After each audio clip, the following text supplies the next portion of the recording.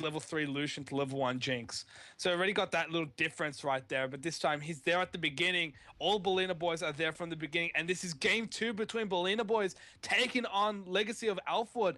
Legacy of Alfwood had the very objective Dragon Control focused game. Can they reciprocate that? Can they go into this game with all the momentum? Or will Belina boys surprise us, pick up their game, and go for a game 3, which is what I'm looking forward to. Yeah, this is going to be an awesome one to see. We'll have to see if the warding out of Legacy is as strong as it was last game. That's something that Belina boys definitely need to work on this game. They need to get... I think they only had one sweeper on their jungler last game. They need to work on getting at least 2 sweepers early and contesting these wards, because that's where Legacy managed to get most of their picks and all of their dragons from, was just the superior vision. Absolutely. Belina boys didn't really have an upgraded sweeper until maybe 20, 25 minutes, I think it was. So that was really, really painful. They barely took out any wards. So that would definitely contribute to their vision if they could get one of those earlier on this game. Yes, but yeah. I mean, Nidalee really should have picked one up because her roaming, but there seems to be some action towards this bot lane early. We're already seeing Legacy grouping up as 4 men. Now, Fumapala is on the wrong side of the pit this time. We'll walk away. It's going to take a bit of poke from Gopher, though. So, trying to scare them off, but they don't care. They're going in. They're getting the ward down. And they're saying, this is our jungle already, getting those deep visions from the get-go. Now, it may seem like a bit of a joke, but just taking a look at all of these wards positioned early, this is exactly what Legacy of Alfwood is about. They've already got the vision down, and they're probably going to keep it down for the rest of the entire game if nothing's done about it. It's something that, yeah, I mean, this game, if Belina boys don't work on their vision, they'll just get slowly strangled out of the game again. I mean, they do have a ward down at the moment. We'll have to see them try and continue. Annie getting an early sweeper is gonna, I mean, that's the thing on Xerath. I mean, normally on Xerath you go blue trinket semi-early. So he's down a ward, he's down a sweeper. Vise should pick up a sweeper, and Brom should pick up a sweeper once he's got his sightstone. So hopefully if that happens, then they can start contesting the vision wars. Don't worry, guys. Belina boys, they might not have the wars, but they've definitely got the pings going off. They've got the communication down. It's all good. They've got them psyched up and ready for this game. Taking out that Grump already, instantly blowing up. It's done. That's it. Belina boys on point. 5 pings towards the Grump. You know that it's going to go down. Very well played. I mean, without the pings, I mean, would it have died? I don't know. I don't think so. I think the pings were definitely needed. But if communication OP. Yeah, but like back on the communication, they would need the communication. They didn't have that for all those dragon controls. They just let the dragon go freely and whatnot. So if they're not on the same page, this could actually spell as danger and problems for Belina boys. Yeah, once again, we do see the Lucian Leona pushing so hard to try and get that level 2 at bot. If Leona does land an E on Draven, it's going to be very scary. Exchanges in the mid lane as well. Just a little bit of back and forth trading between Hectox and Gopher. Hectox, I think he's got something to prove. He just wants to shut down and rub it in Gopher's face, saying, you can play Annie, I can play Annie better, and just going full aggressive mode. Even he's actually walking into Gopher's stuns as well, just to try and get his stun off. Yeah, and if you also look on this Gopher, he's already used his barrier very, very early. I mean, I think it was level 2 Annie managed to get a barrier off him, which is really important. And obviously, Annie is up in CS as well. Hectox just pushing the lane, getting the CS, landing the harass. And especially now that Gopher's barrier is down, I definitely do agree. Just running in, just trying to hit the Q, hit the W onto Xerath, regardless of if he's charging up an Arcano Pulse. You will out-trade him. You will win the lane if you keep doing that.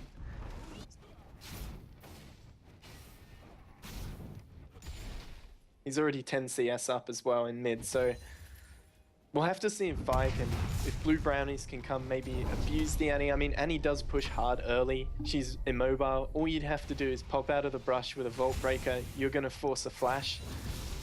But even more, just so much harass being put onto this Xerath early.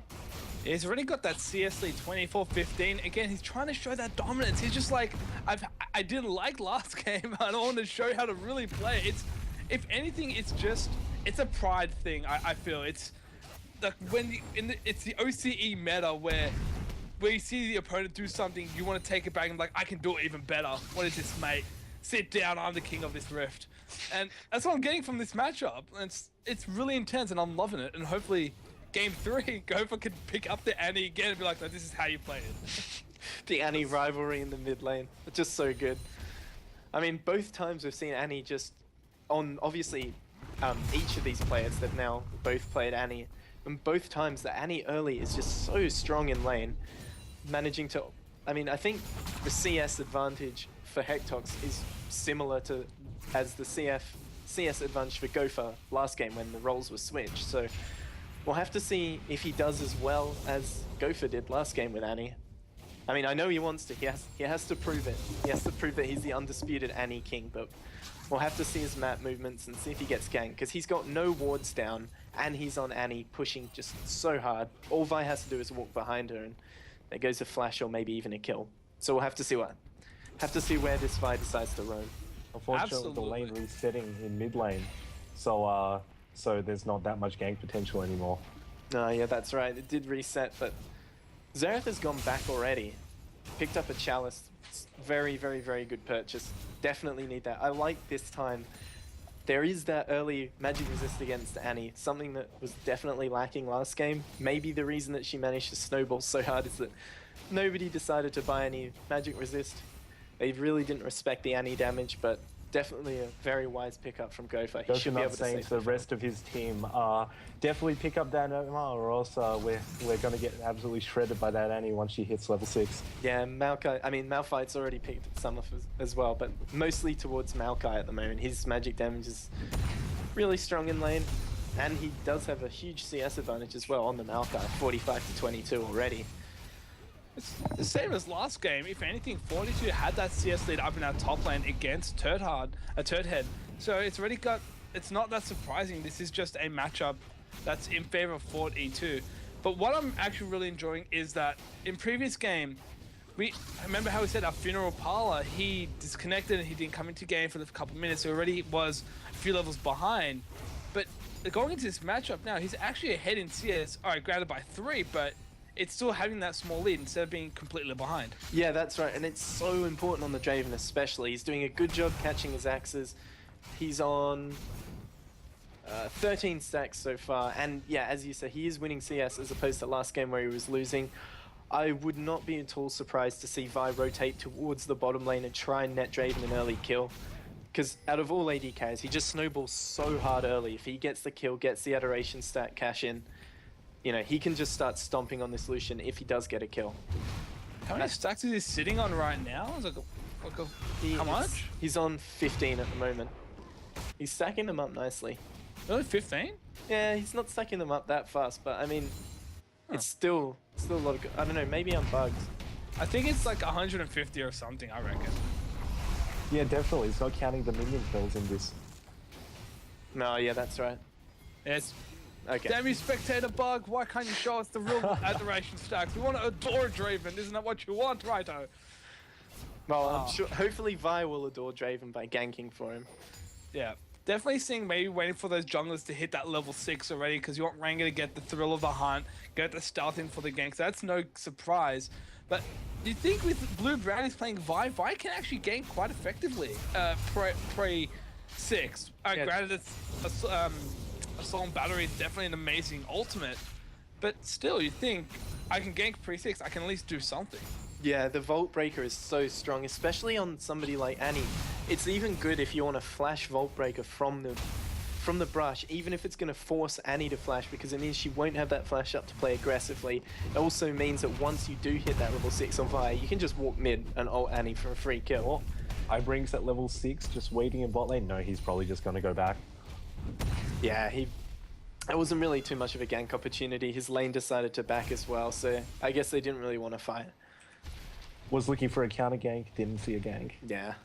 Vi's still just farming. She now has hit that level 6 here, and also has the Vault. The Vault Breaker's now up. Absolutely. Both bot laners have started to back away. Got the BF sword being purchased up by Ostrich, but also the BF up onto Funeral Parlor. We could see maybe a gank coming in anytime soon. The big damage items have come out, and we could see an early aggressive and maybe first blood in that bot lane. Yeah, also Annie in the mid lane's picked up a needlessly large already. Pretty much first item rushing it. Wants to get that huge damage out. As you were saying, has something to prove, just wants to get as much damage as they can early. Just want to I honestly think if Vi did come mid, I think trying to all-in Vi would definitely work. I mean, she's not that tanky at the moment. You have the Tibbs, you have the Ignite with that rod. I think she'd just drop if they didn't play it well. If they don't lock Annie up with crowd control, if Vi comes mid, I think there's a definite possibility of Annie just killing Vi as soon as she comes out of the jungle. We haven't really talked about the top lane matchup though. Yeah, there is a huge CS lead.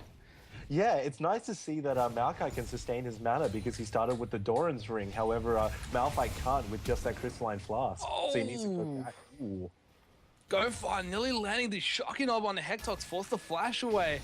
He's like, I think he's figured out how to play against Yanni now, getting in those later levels. But he comes Blue as White Kid, as well as Blue Brown. As the ultimate comes out, doesn't land on anybody. But TP's on from both of the top laners. Everyone's down the party in that bot lane. The ultimate utilized now, it's going to be 42 as well as Honey's getting in the middle of the fray. Soulflare comes out, but no one's actually done just yet except for Funeral Parley. Yes, he will fall. It's going to be 42 big on first blood. Next one to fall is going to be Blue Eyes White Kids. It's already 2-0 in favor of Lord of Legacy. But 42 it's not over yet. That's a double kill. Oh, wow. Forte definitely pulling his weight there. Absolutely. And that's going to be a free Dragon Stack going towards Legacy of Alford. Yeah, once again, the Dragon control, the TP was on point. The Maokai positioning in that fight was so... Oh, he doesn't manage to get it. Oh. Good try, though. Good try. And the Draven ult as well. But yeah, just catching out that Draven so early. Frengar actually jumps into the second charge of the the lawnmower coming back. But yeah, just a huge three for none trade. And once again, Legacy pick up a gold lead. If we take a look around bot side, we can see that Legacy's also starting to establish their famous warding that they've had from last game. Yeah, they've already got a pink out at Drag. They've got most of those wards were aggressive wards when everyone was flashing over walls and stuff. It was, if you look at the flashes on the side of Legacy, every single one of them besides Leona is down. So all of them flashed that wall pretty much to finish off a kill onto that Maokai. Vice ult's back up. Did she use it in that fight? I think she did. I think she did. Because right now, just look at where Vi is. Look at where this Annie is in the lane without a flash. It could be a very, very good time to just ult that mid lane Annie. Nope, just decides to take some chickens. Chicken's too important. Yeah, he wants to bring food for his home. Like, who doesn't like good KFC right now? I mean, this has been a sponsored ad from KFC. Da, da, da. Absolutely. I mean, like, who doesn't love good KFC? But in that mid lane, already Tensia is still going in favor of Hectox. He gets hit by the shocking orb, but so Gopher does do a bit of damage. But we still haven't seen that big jungle gank in any of the lanes just yet, except for a big teleport team fight in that bot lane that really went heavy in favor of Legacy. Yeah, huge. I think maybe one of the reasons that fight was so one-sided is that Turdhead used the unstoppable force on just the Lucian when he was out of position. There was no one else from Berliner Boys that could really follow up on that unstoppable force, but there's some action in the bot lane now. Yeah, Hudson did go aggressive up on the Funeral Parlor, so has Ostrich. He did dash in. Blue Eyes White Kid facing the wrong direction, mate! Not looking at the wrong way. He doesn't utilize the ultimate on Ostrich. He does get away. Soulflare did come down. Ostrich gets locked up. He's gonna go. Funeral Parlor picks that kill. Now up on the Hootie-san. No, not gonna land the Winter's Bite, but pick up a kill, and all went well. And it's so important to get that kill onto Draven as well. I thought Vi might have taken it with the last auto attack, but the lawnmower from Draven picking up that kill, and that's going to be a lot of gold on the side of Draven, who already has a BF as well. So we'll have to see what he decides to pick up when he goes back. But I mean, there was 2 kills on the Lucian because of that early fight, but now Draven's got a kill. He's cashed in his adoration stacks, and he is ahead in CS. Not by too much, but still ahead. So we'll have to see this bot lane and see if Funeral Parlor really does sort of try and snowball the lead that he's got on Draven. It looks like he's just waiting out for his components of an Infinity Edge right now. Now I wonder how far away he is from getting them. He's got 1700 already. Yeah. He should be able to pick it up then. Yeah, he can get it. Wouldn't it be a couple hundred off? Like, is it like 2045 or something like those long? Yeah, but BF is 1500. That is true. And then he's got 1700. Who cares about doing math on stream? We'll just wait for him to buy it, and then we'll be like, yep, we had the math all along, and just play along with that. If he needs